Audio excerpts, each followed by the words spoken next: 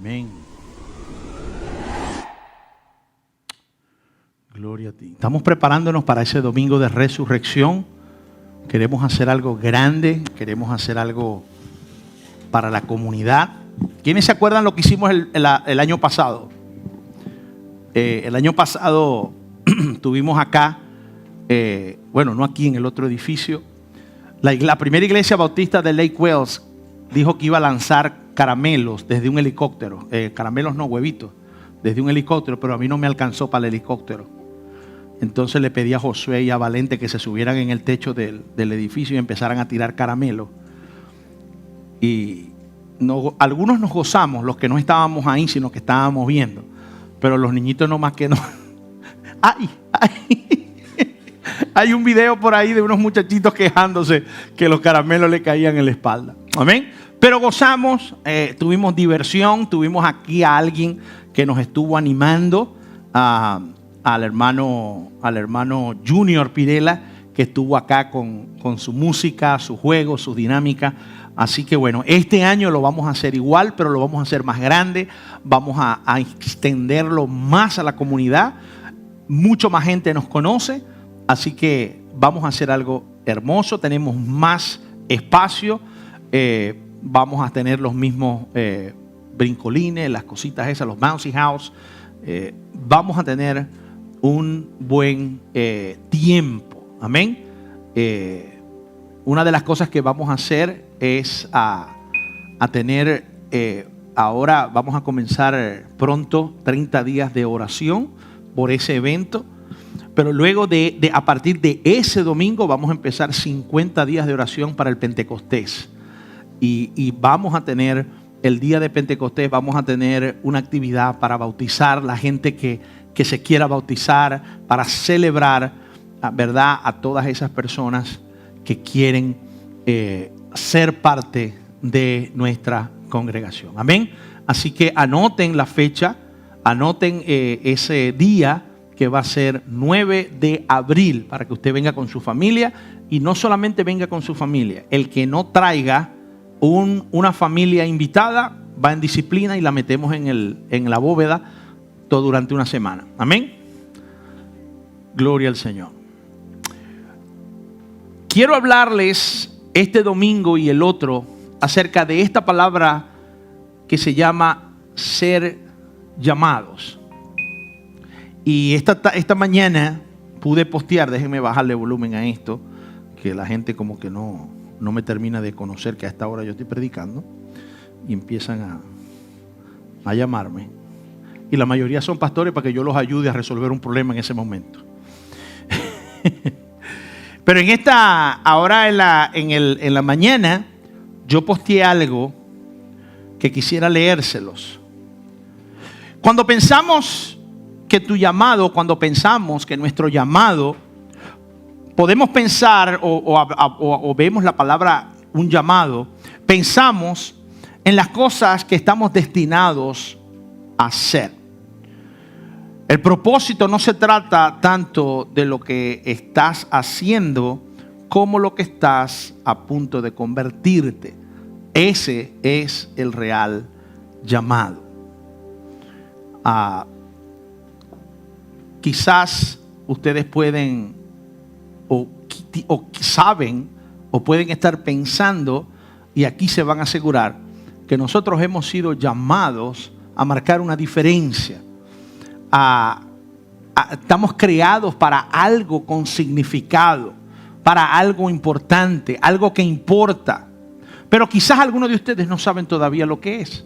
O quizás te acabas de enterar que fuiste llamado para algo significante.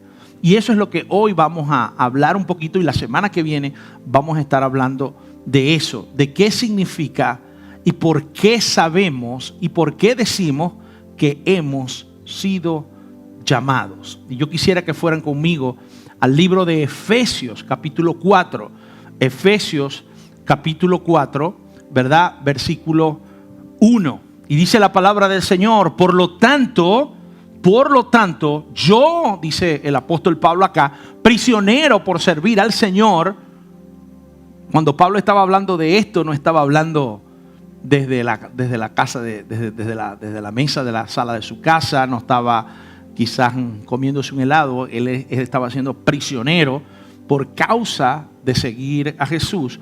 Dice, por lo tanto, yo, prisionero por servir al Señor, les suplico que lleven una vida digna del llamado que han recibido de Dios, porque en verdad han sido llamados. Vamos a orar. Amantísimo Dios y Padre Celestial, gracias, Señor, por tu palabra.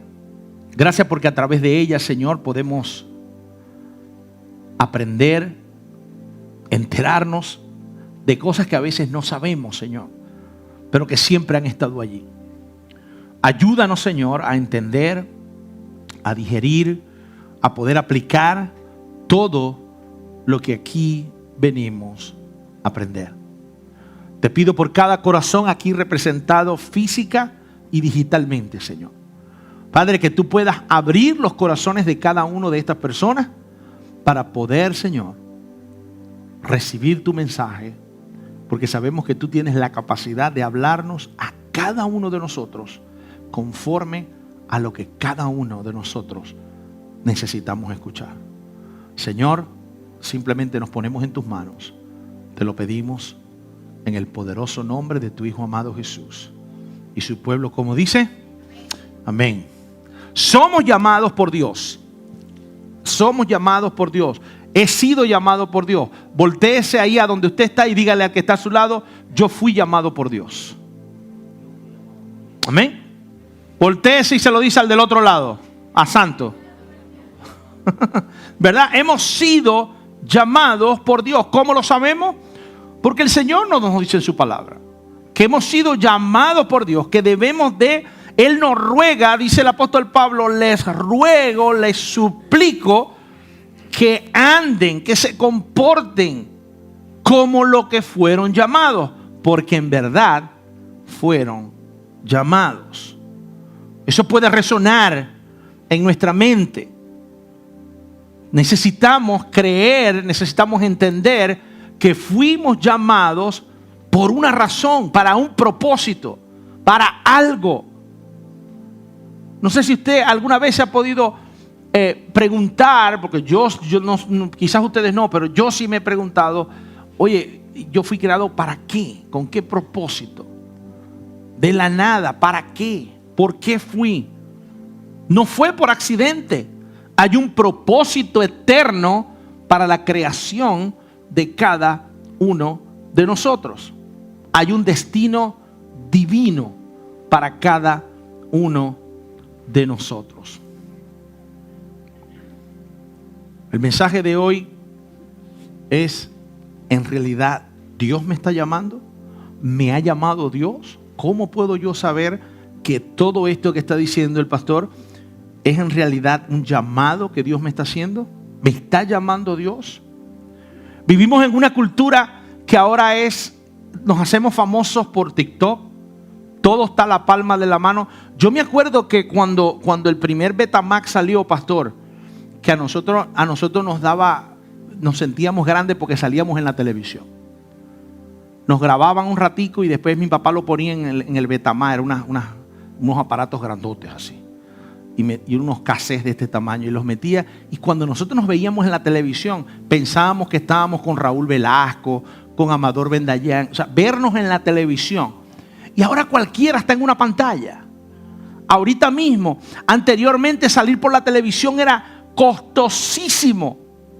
Y en este momento yo les puedo asegurar que nuestra transmisión, sin costarnos a nosotros prácticamente nada, estamos siendo ahorita televisados y nos están viendo. Estoy seguro que nos están viendo en New Jersey, por ejemplo. Nos están viendo por nuestro canal. O sea, tenemos nuestro... Hermano, antes uno decía, fulano va a salir por el 8, el canal 8. Ya todos tenemos nuestro canal de YouTube. Ya usted lo que tiene es que dárselo a la persona. Mira, yo transmito todas las semanas a tal hora, este es mi canal. Estamos en una época, en una cultura donde nos hacemos famosos por TikTok, porque nos caímos. Hoy estaba viendo yo un video de un enanito así, dominicano, ¿Cómo? Pío se llama. Se ha vuelto famoso y millonario, hermano. Por un poco de barbaridades que dicen en el TikTok ese. Por las mil y una boberías que el enanito ese habla. Porque es enanito, tiene como 60 años y es de este tamaño así. Parece un muchachito. Vivimos en ese tipo de cultura. Vivimos en una cultura donde estamos cada uno de nosotros haciéndonos nuestra propia marca, nuestro propio logo. Ustedes saben que ahora la gente tiene sus propios logos. La gente va ahora, en estos días vi, y yo sé que hay varios modelos de ese tipo de memes, de video meme, donde hay una persona que le está dando una cosa en una tienda, un infarto. Y la gente empieza a llamar a un doctor, y entonces por ahí decía uno, no, yo soy influencer. Y usted, no, yo soy realtor. Y no, yo soy, o sea, ya nadie quiere estudiar para doctor, ya nadie quiere, no, todo el mundo se quiere hacer famoso, es a través de las redes sociales, del internet, de lo que vende. Nadie quiere estudiar para una carrera. Entonces parece que en estos días también con las hallacas, en Venezuela comemos hallacas, son como unos especies, las figuras de tamal, como así como envueltos, y decían, aprovechen de comer ahorita las hallacas porque viene una generación de mujeres que no sabe cocinar hallaca. ¿Por qué? Porque nadie está interesado. Los que están comiendo hallaca ahorita es porque se los hace la mamá, la abuela, la tía. Pero ¿qué va a pasar cuando la mamá, la abuela y la tía no estén? Ya se va a acabar la hallaca. No, yo comí hallaca porque Milady me dio, pero cuando se muera Milady, ¿quién me va a hacer las hallacas? Vivimos en una época donde estamos más preocupados por ser influencer. Yo creo que nosotros como iglesia y como cristianos debemos reclamar la palabra del llamado que Dios nos ha hecho. Esa palabra de que fuimos llamados, de que ya hemos sido llamados, ya nuestra marca está hecha, ya nuestro branding está hecho. ¿Cómo se llama mi branding? Mi branding se llama Jesús. Yo pertenezco a Jesús, pertenezco al grupo de Jesús. Fíjense de dónde sale la palabra llamado. La palabra llamado viene de una palabra griega que es kaleo, con K, kaleo. Pero esa misma palabra en el Nuevo Testamento deriva o sale a 16 palabras más de 16. Porque esta palabra significa ser llamado. Como el verbo to be. El verbo to be en el inglés se divide como en 4, 6, 7 cosas. ¿Verdad? Esta palabra kaleo divide, por ejemplo, dice klesis, que es llamado, kletos, llamado, paracleto es una persona, un alentador, un consolador, paracletos, intercesor, abogado. La misma palabra iglesia en griego, eclesia, son dos palabras. Eclesia, que es los llamados o los llamados, y ek, que es hacia afuera. Lo interesante, fíjese, la gente cree que la iglesia es venir a la iglesia, y ser iglesia es al contrario, es salir de la iglesia. Venir aquí, coger lo que necesitamos y salir. Usted ve en los dealers de carro o en las partes que trabajan como los dealers de carro, ellos tienen un meeting en la mañana, se reúnen todos, hacen el plan de trabajo y después todos salen al field donde están todos los carros. La iglesia debe de ser así, reunirnos aquí, venir a hacer el plan de ataque, la estrategia de cómo traer personas a los pies de Cristo y salir. La iglesia está hecha para salir. Si no estamos saliendo, si no estamos alcanzando, no estamos haciendo nada como iglesia. Ser llamado por Dios es algo grande, hermano. Es algo grande. Es algo con un sentido increíble. Por ejemplo, si usted se pone a pensar en que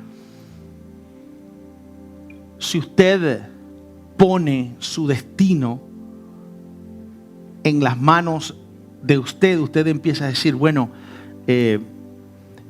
si yo, supongamos que yo me deba de casar con esa muchacha, pero si esa muchacha yo la voy a conocer en el grupo de la iglesia y yo no voy al grupo de la iglesia, entonces, o me dio pena invitarla a salir. Entonces llega la pandemia, no viene, se enferma, va para el doctor la conoce, el doctor la invita a salir, entonces se casa con el doctor y tengo yo que casarme con la feíta de la iglesia porque yo no pude. Y usted empieza a ver, si usted empieza a analizar eso, ¿para qué fui yo llamado como cristiano? Porque no queremos perdernos, así como no queremos perdernos la oportunidad de salir con esa muchacha que era la muchacha bonita de la iglesia, igual no queremos perdernos el llamado que Dios tiene para nosotros, que es mucho mejor. Así que, ¿para qué fui llamado? ¿Para qué cosa importante fui llamado? Creo que antes de saber para qué fui llamado, creo que debemos de entender que el llamado no se trata, óigame bien, el llamado no se trata de quién tú eres, sino el llamado se trata de quién tú eres y no de lo que tú haces. El llamado, o sea, nos ponemos a analizar lo que les dije al principio. A veces nos ponemos a analizar la palabra llamado y creemos que es qué es lo que tú haces, qué llamado tú tienes, cuál es el llamado que Dios te dio. Y creemos que es lo que nosotros hacemos. Pero lo que se trata es de quién nosotros somos. Fíjense lo que dice 2 de Timoteo, capítulo 1, versículo 9. Pues Dios nos salvó y nos llamó, ¿para qué? ¿Para vivir qué? ¿Una vida qué? Una vida santa. No con santo. Odilia es la que está viviendo con santo. Pero nosotros hemos sido llamados para vivir una vida santa. No lo hizo porque nosotros mereciéramos haber sido llamados, sino porque ese era el plan desde antes del comienzo de los tiempos. Hermano, usted ni siquiera había sido creado cuando ya Dios tenía un plan para lo que lo iba a llamar a usted. ¿A usted no le parece eso interesante? Que Dios hizo un plan para este gordito que está aquí mucho antes de haberlo creado. O sea, tan importante soy yo para Dios. Tan importante es usted para Dios que Dios se tomó el tiempo para crear un plan para que usted pudiera ser útil para Él. Dice que lo hizo para mostrarnos su gracia por medio de Jesucristo. ¡Wow! Nos llamó para que viviéramos una vida santa.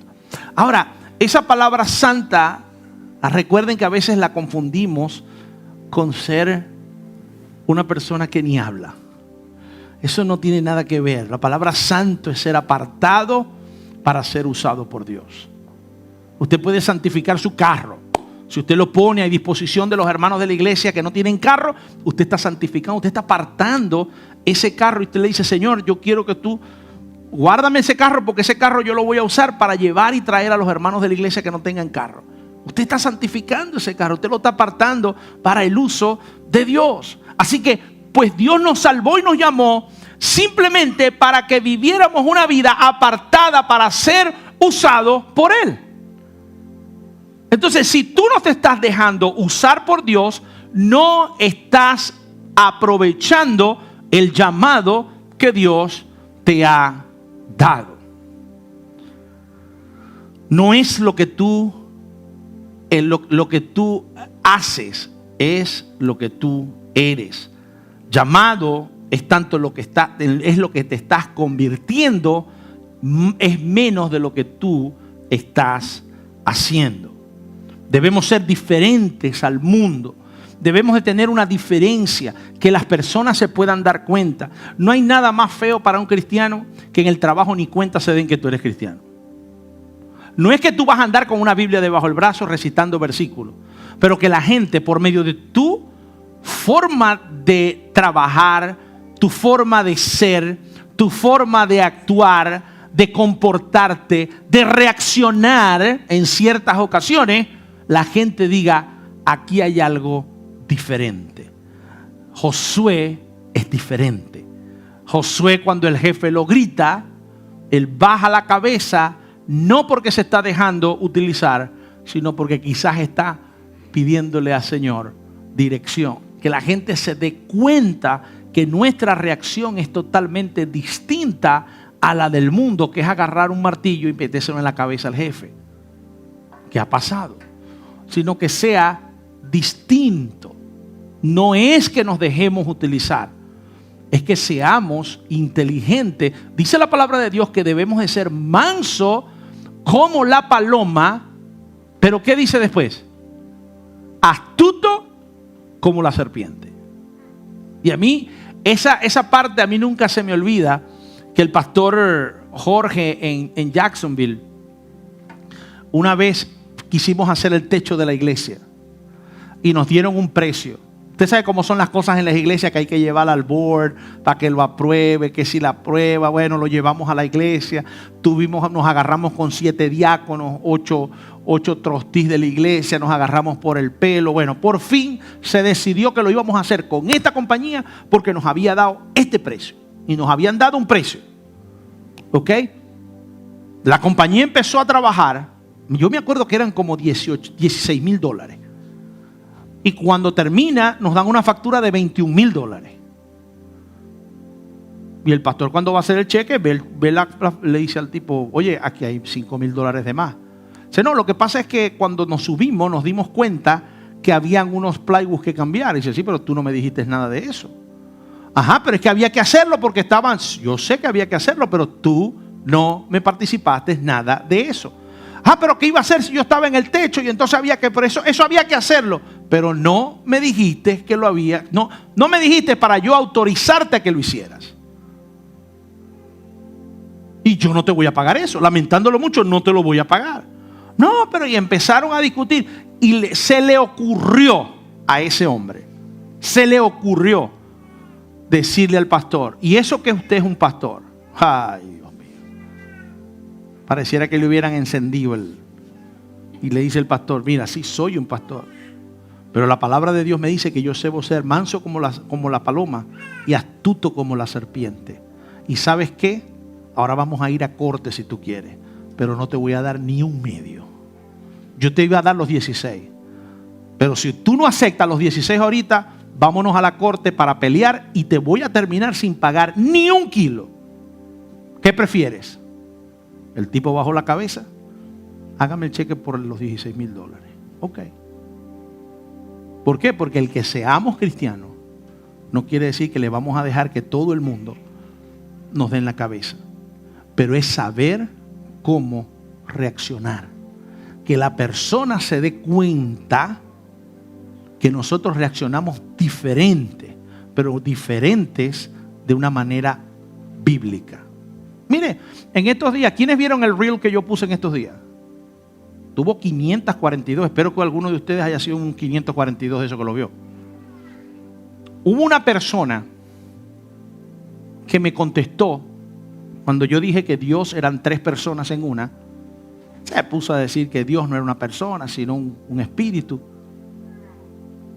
Públicamente me estaba corrigiendo. Puede ser que yo no soy perfecto, aunque creo que no estaba mal. Pero mi contesta no fue demostrarle a él por qué yo pienso que Dios es una persona. Mi respuesta hacia él fue, si en verdad tu propósito era corregirme, ¿tú crees que lo estás haciendo de una manera bíblica? Si tanto sabe de Biblia, ¿por qué no me está corrigiendo de una manera bíblica? ¿Por qué no me dijo por privado, Germán, creo que te equivocaste, baja el video, porque Dios no es una persona? Y quizás yo en privado le hubiera dicho, mira, yo pienso esto y esto, no lo voy a bajar por esto. Y quizás él hubiese buscado 2 o 3 personas para tratar de convencerme. Y si a la tercera parte yo no le hago caso, ok, mándese públicamente. Pero no lo hizo de la manera bíblica cuando él se está jactando de saber de Biblia. Cómo reaccionamos nos deja saber a nosotros qué tipo de persona somos. ¿A qué estoy llamado a ser? ¿O a qué estoy llamado a convertirme? ¿Cuál de las dos ustedes creen que está correcta? ¿Somos llamados a hacer algo o somos llamados a convertirnos en algo? Creo que la respuesta correcta es a qué Dios nos está llamando a que nos convirtamos. A que nos convirtamos en un miembro de la comunidad de Él. Hoy escuché por ahí que decían, ¿yo puedo ser cristiano sin pertenecer a una iglesia? Y la persona le decía, claro que sí. Al igual que tú puedes ser soldado sin pertenecer a ningún ejército. O puedes ser miembro de una banda de rock sin tener más instrumentos ni más nadie, solamente tú. Y le empezó a dar ejemplos en los cuales en realidad no somos parte de una congregación si no vamos a una congregación. ¿Me está llamando Dios solo para que haga algo? ¿O me está llamando Dios para que me convierta en algo? Miren, Dios me ha llamado a predicar, ¿verdad que sí? Y ustedes me ven los domingos y los miércoles predicando. Pero ¿saben una cosa? Dios también a mí me llamó un día, un noviembre del 1999, a ser también un esposo. Dios me llamó a ser un esposo. Pero ¿saben que yo no puedo tratar a mi esposa como los trato a ustedes? O mejor dicho, yo no los puedo tratar a ustedes como trato a mi esposa. Valente no va a querer que yo trate a Laura como trato a mi esposa. Va a decir, un momentico, pastor. Yo fui llamado para predicar, pero también fui llamado. Y en el 2002, febrero del 2002, fui llamado ¿a qué? No solamente a predicar y a ser un esposo, ¿a ser qué? Papá. Y es algo totalmente distinto. Pero Dios me ha llamado es a convertirme en cada una de esas cosas. No a ser solamente, sino a poder convertirme en cada una de estas cosas. Pero Dios me está llamando. Yo no puedo, por ejemplo, ser un buen pastor y no ocuparme de mi familia. ¿Qué va a decir usted si yo fuera un pastor y no me ocupo de mi familia? ¿Seré un buen pastor? ¿Verdad que no? Aunque no tiene nada que ver. O sea, por aquí soy pastor, por acá soy esposo, por acá soy padre. Le soy infiel a mi esposa. ¿Puedo ser un buen pastor haciéndole fiel a mi esposa? Pero es que yo no me estoy metiendo con nada de aquí. Lo estoy faltando es a mi esposa, al no ser esposo. Es para que se den cuenta que no estamos llamados a hacer algo, sino en quiénes somos. Y en quiénes somos sí afecta todo lo que hacemos. Si yo le soy infiel a mi esposa, no solamente estoy siendo un mal esposo, estoy siendo un mal predicador y estoy siendo un mal padre. Solamente porque le fallé a una de las cosas que hago. Entonces lo importante no es lo que hago, lo importante es en quién me estoy convirtiendo, en quién Dios me ha llamado para ser, no hacer, sino ser. Esa es lo importante. No es lo que hacemos, sino la integridad con que hacemos las cosas. La honestidad con que hagamos las cosas. Yo le aseguro que si ese señor del techo hubiese llamado en ese momento al pastor, pastor, tenemos un problema. Nos acabamos de percatar que hay un plywood que está podrido y hay que cambiarlo. ¿Ustedes creen que el pastor no hubiese dicho que sí? ¿Cómo hubiese él parado? Hubiésemos tenido que agarrarnos con 3 diáconos más, pero el techo había que repararlo. Ya se había comenzado un trabajo. Pero solamente el no haber comunicado, esa persona perdió totalmente la batalla. Y entonces, para colmo, quiere usar lo que el pastor es para poder ganar algo en sí. Cuando el pastor aplicó la palabra de Dios, ganó esa batalla. El llamado no se trata de algo importante que vayamos a hacer en el futuro. Se trata de la fidelidad que nosotros tengamos hacia Jesús. No se trata de lo que nosotros vayamos a hacer. Oye, yo fui llamado para tener una iglesia grande, hermosa. No. ¿Qué tan fiel eres tú con Dios para que Dios te ayude a tener por lo menos la mitad de eso? No es lo que hemos sido llamados a hacer, sino lo que hemos sido llamados a hacer. Colosenses 3:17. Fíjese lo que dice. Y todo lo que hacéis, sea de palabra o hecho, hacedlo en el nombre del Señor Jesús, dando gracias a Dios, al Padre, a Dios Padre, por medio de Él. Todo lo que hagamos. Nosotros en la iglesia tendemos a dividir nuestra vida en nuestra vida secular y nuestra vida eclesiástica. Tendemos, sobre todo los pastores. Usted habla con un pastor y le dice, ¿a qué te dedicas? Bueno, secularmente yo hago esto. ¿Por qué? Porque cuando es bivocacional el pastor, él tiene un trabajo que no tiene nada que ver con la iglesia, entonces se le llama secular. Y tendemos a dividir, pero eso es un error. Porque, por ejemplo, el pastor Henry era pastor y era trabajador social. Pero si usted habla con Henry, se da cuenta, ahorita estábamos hablando, de que él enfocaba su trabajo secular como oportunidad para trabajar con el ministerio. Entonces, nuestra vida debe de ser, no solamente la del pastor Henry, no solamente la mía. Josué y Grady una vez llegaron, yo no los conocía, y llegaron a mi oficina a notarizar un papel, me acuerdo. Creo que era un martes o un lunes. Creo que era el martes, porque yo lo tenía bien fresquecito. Y yo les notaricé y me dice, ¿cuánto le debo? Le digo, nada. Te invito a la iglesia el domingo. Ay, ¿dónde es la iglesia? En tal parte. ¿Y cuándo son los servicios? Bueno, tenemos servicio, en ese momento teníamos servicio de oración, servicio de estudio bíblico y servicio los domingos. Y como un montón de veces, eso no lo hice yo con ellos nada más, lo hago con todo el mundo. Y todo el mundo dice que va a venir. Pero ese día, no sé por qué, yo llegué al culto de oración y lo dije. Creo que varios de los que están aquí estaban ahí en ese momento. Y dije, yo quiero que estén orando por una pareja de muchachos que llegó hoy a la oficina a sellar una notaría. Y quiero que estén orando, los invité a la iglesia. Así que estemos orando por ellos. Ok. No había terminado el culto de oración cuando me llamó Grady o Josué. Pastor, mire, ¿usted cree que usted nos puede pasar a recoger porque el carro de nosotros está malo y no podemos llegar a ir a la iglesia? ¿Usted sería tan amable de recogernos para ir a la iglesia? Y desde ese entonces, Grady y Josué están congregándose con nosotros. Eso no es trabajo del pastor. Esa debe ser nuestra vida como cristianos. Que todo lo que hagamos aquí y en nuestros trabajos y en nuestra vida secular sea como para hacerlo en el nombre de Jesús, dándole gracias a Dios Padre por medio de Él. Todo. No dice, bueno, lo que hagan en la iglesia háganlo en el nombre de Jesús. No, dice que todo lo que hagamos en el trabajo, en la escuela, en todo lo que nosotros nos rodea, que lo hagamos en el nombre de Jesús. Fíjense que en Marcos capítulo 10 hubo dos personas que se le acercaron al Señor.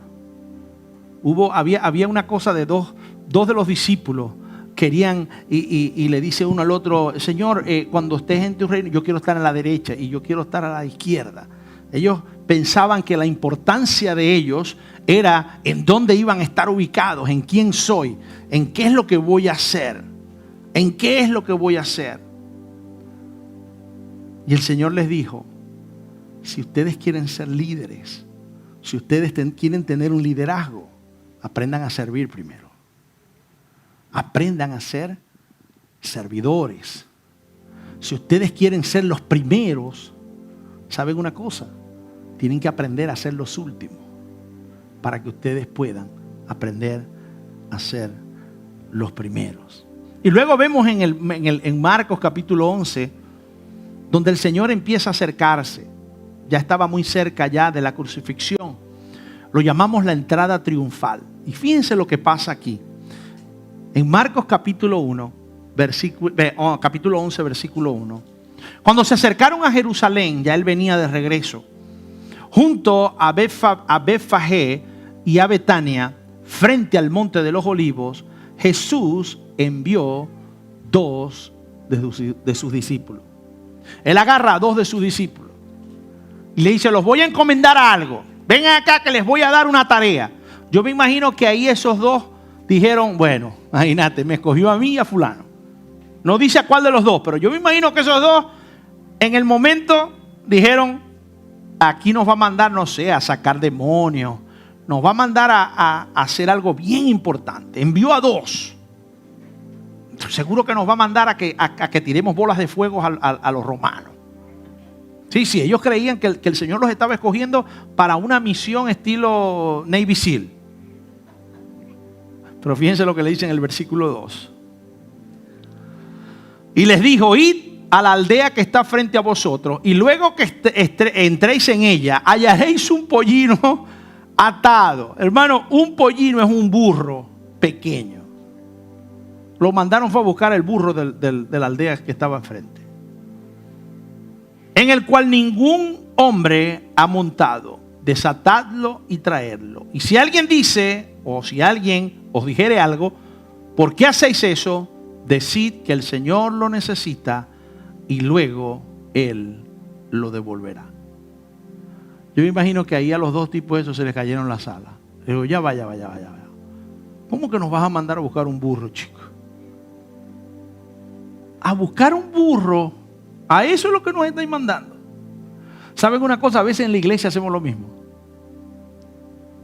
Cuando le decimos a una persona, mira, te puedes encargar de esto, y tú creías que era que te iban a poner en la adoración, y te están mandando es a limpiar la iglesia, por ejemplo. Y entonces, pastor, a barrer el parking, pastor, o quizás mira, necesitamos una persona que dirija cuando la gente empiece a llegar a ver pastor, pero yo afuera, pero si yo quería estar ahí bebiendo café con los demás.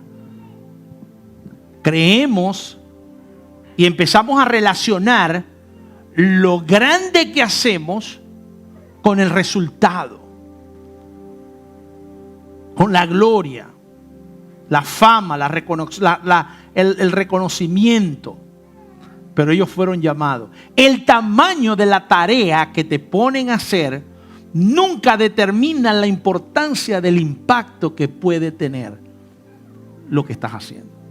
Oiga bien, la tarea que te mandaron a hacer, o la tarea que tú estás diseñado para hacer, el tamaño nunca va a determinar la importancia del impacto que puedan hacer. Por ejemplo, David, un niño pequeño, un muchacho pequeño, flaco, agarró una piedra y pudo derribar a un gigante, a tal punto que llegó a ser rey de Israel, no por lo que era él, sino por lo que Dios le había llamado a hacer.